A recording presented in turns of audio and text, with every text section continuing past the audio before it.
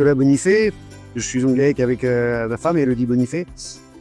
Et nous, on a 335 hectares en alpine et 100 hectares de terre.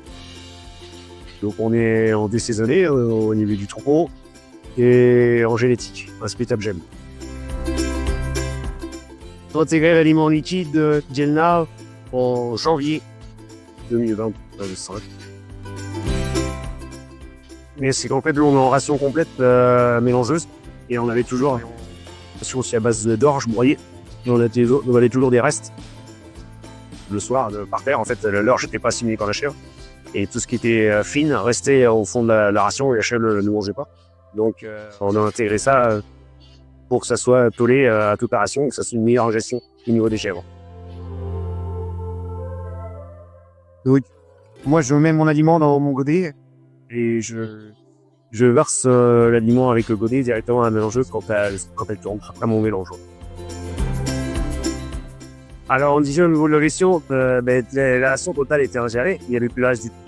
L'orge était bien collé aux aliments et on a commencé des fourrages en janvier qui n'étaient pas très bons. On avait du mal à faire manger et on a vu que en fait, avec cet aliment-là, il mangeait très bien. Ça donne une appétence supplémentaire. Et on a en plus du fait d'avoir tout ingéré, on a eu l'augmentation en lait due à ça.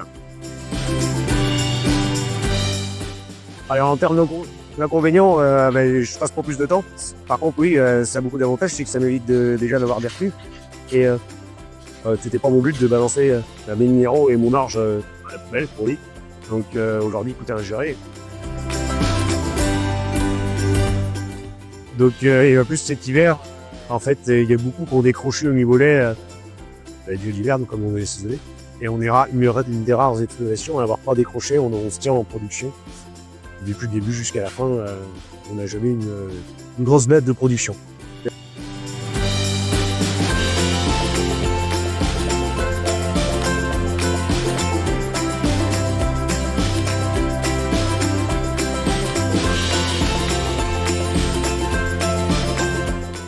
Là, faut se lancer. Il faut pas hésiter, il faut y aller.